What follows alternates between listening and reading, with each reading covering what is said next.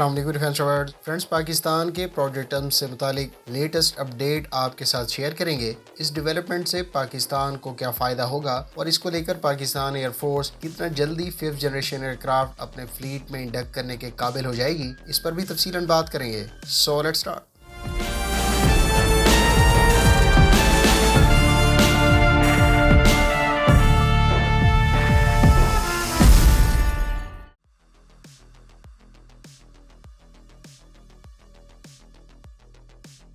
Pakistan air force نے project عزم آج سے چند سال پہلے شروع کیا، جس کا مقصد مقامی سطح پر 5th generation aircraft, medium altitude long endurance drone اور high altitude long endurance drone کے ساتھ ساتھ دیگر سسٹمز کی تیاری تھی۔ اس عرصے میں ایئر کرافٹ کے initial design, medium altitude long endurance drone اور دیگر اسمال پروجیکٹس پر کام میں خاصی پیش رفت ہوئی، لیکن اس پروگرام میں سب سے ٹائم ٹیکنگ، کریٹیکل اور نسبتاً costly project twin engine 5th generation طیارے کی ڈیزائن اور ڈیولپمنٹ تھی۔ اس پروگرام کے تحت پاک فضائیہ نے 2030 کے بعد ایک 5th generation twin engine aircraft کو اپنے فلیٹ میں انڈکٹ کرنے کا منصوبہ بنایا تھا۔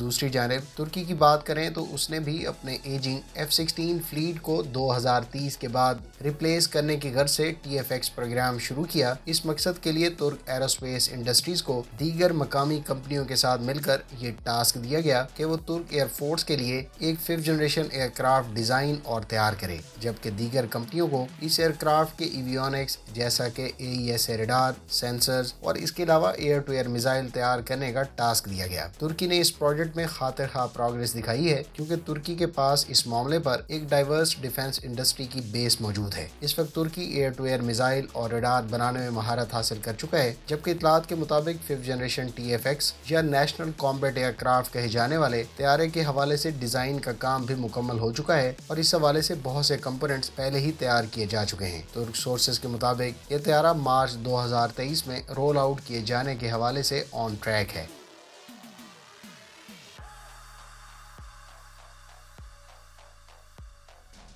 فرینڈز، ڈیفینس.pk کے ایک سینئر ممبر نے آج سے چند ہفتے پہلے ایک فورم میں اظہار خیال کیا تھا کہ پروجیکٹ عزم کا ایئر کرافٹ سے متعلق پروگرام آفیشلی ڈیڈ ہے اور اس بارے میں ایک ملک کے ساتھ جوائنٹ وینچر کی طرف موو کیا جائے گا۔ گزشتہ روز ترک ایروسپیس انڈسٹریز کے CEO ڈاکٹر اسماعیل دیمر نے پاکستان کے ایک نجی ٹی وی چینل کو اپنے حالیہ انٹرویو میں کہا ہے کہ پاکستان اور ترکی مل کر نیکسٹ جنریشن ایئر کرافٹ پر کام کر رہے ہیں۔ اس انٹرویو کا لنک ڈسکرپشن میں موجود ہے۔ ڈاکٹر تیمل کوٹل نے کہا کہ TFX اب باقاعدہ ترک پاکستانی فائٹر پروگرام ہے۔ ادھر کچھ مزید سورسز کے مطابق حکومت پاکستان نے فیصلہ کیا ہے کہ وہ پاکستان ایروناٹیکل کمپلیکس کامرا کی طرف سے پروجیکٹ عزم کے تحت نیکسٹ جنریشن فائٹر پروجیکٹ کو ترکی کے TFX پروگرام کے ساتھ مرج کر رہی ہے۔ اس بارے میں ترک ایروسپیس انڈسٹریز اور پاکستان ایروناٹیکل کمپلیکس کامرا کے درمیان معاہدہ طے پا چکا ہے۔ اطلاعات کے مطابق TFX کو اب دونوں ممالک کی ریکوائرمنٹس کے تحت موڈیفائی کیا جائے گا، جبکہ دونوں ممالک اس طیارے پر اپنی اسپیشلٹی کے مطابق مل کر کام کریں گے۔ ترک ایروسپیس انڈسٹریز کے CEO ڈاکٹر تیمل کوٹل نے مزید کہا کہ کمپنی اپنے کچھ آپریشنز پاکستان میں اس سال کے آخر تک موو کرے گی۔ واضح ہے کہ TAI کا آفیشیل آفس پہلے ہی پاکستان میں قائم کیا جا چکا ہے۔ کیوں پاکستان ایروناٹیکل کمپلیکس کامرا پروجیکٹ عزم سے متعلق اب تک ہونے والے تجربات ترک آفیشلز کے ساتھ شیئر کر پائے گی؟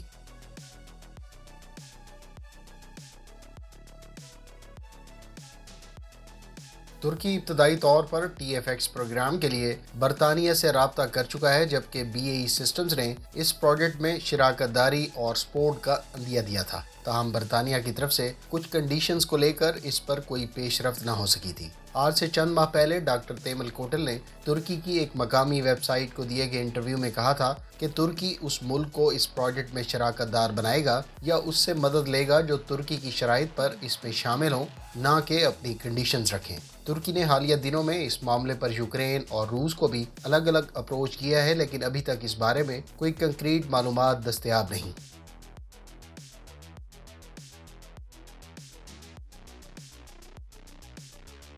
جہاں تک پاکستان اور ترکی کے اس پروجیکٹ پر الحاق کا تعلق ہے تو اس پہ بغیر کسی ابہام کے دونوں برادر اسلامی ممالک کے لیے ون ون سچویشن ہے۔ اس پروجیکٹ میں دونوں کے اشتراک سے نہ صرف ایئر کرافٹ کی दोनों ममालिक में फाइनल मैन्युफैक्चरिंग होगी, बल्कि मुतलका एयर फोर्सेस की नीड के तहत नेक्स्ट जनरेशन तैयारे को निस्बतन जल्दी डेवलप करने और सर्विसेज में शामिल करने में भी मदद मिलेगी। इससे न सिर्फ दोनों ममालिक को कॉस्ट और टाइम की बचत होगी, बल्कि तुर्की के रूस के साथ अच्छे ताल्लुकात और पाकिस्तान के चीन से अच्छे ताल्लुकात भी अल्टीमेटली इस तैयारे की डेवलपमेंट में अहम साबित होंगे। जहां तुर्की के इंजीनियर्स और डिफेंस ऑफिशियल्स को F-16 प्रोग्राम से हैंड ऑन एक्सपीरियंस हासिल है, वहीं पाकिस्तान JF-17 थंडर से हासिल होने वाला तजर्बा और चीन के साथ शराकत दारी में हासिल होने वाले एक्सपीरियंस को शेयर कर सकेगा। वाज़ेह है कि TFX प्रोग्राम के तहत पहले 4.5 जनरेशन तैयारा 2028 में सर्विस में शामिल करने और इसके बाद मुकम्मल 5th जनरेशन एयरक्राफ्ट सर्विस में शामिल किए जाने का मंसूबा था। अब देखना यह होगा कि इस बारे में दोनों ममालिक क्या डिसाइड करते हैं, क्योंकि एक बात तो वाज़ेह है कि दोनों ममालिक की कोलैबोरेशन से बहरहाल इस टाइम लाइन को अबूर करना मुमकिन दिखाई देता है। मेरे ख्याल से तुर्की TFX प्रोग्राम के तहत 5th जनरेशन तैयारे को 2030 के बाद, जबकि पाकिस्तान प्रोजेक्ट अज़्म के तहत 2035 के बाद एयरक्राफ्ट की फर्स्ट फ्लाइट की पोजीशन में नज़र आ रहे थे। ताहम अब मुमकिन है कि इस मामले में अब तक की एडवांसमेंट को लेकर ये माइलस्टोन 2030 में दोनों ममालिक मुश्तरका तौर पर अबूर कर सके। अलबत्ता आपकी इस बारे में क्या राय है, कमेंट करके ज़रूर बताएं।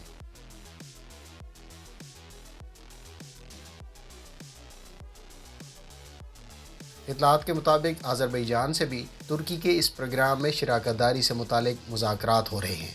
मेरी ज़ाती राय में कतर के इस प्रोग्राम में शामिल होने के इम्कानात भी रोशन हैं, क्योंकि इसमें थोड़ी ताख़ीर हो सकती है। कुछ गैर मुसद्दक़ा रिपोर्ट्स के मुताबिक कतर इससे पहले तुर्की के अकिंजी ड्रोन प्रोग्राम में भी इन्वेस्टमेंट कर चुका है, लिहाजा ऐन मुमकिन है कि कतर अपनी 2030 के बाद की नीड्स को मद्देनज़र रखते हुए इस प्रोग्राम में इन्वेस्ट करे।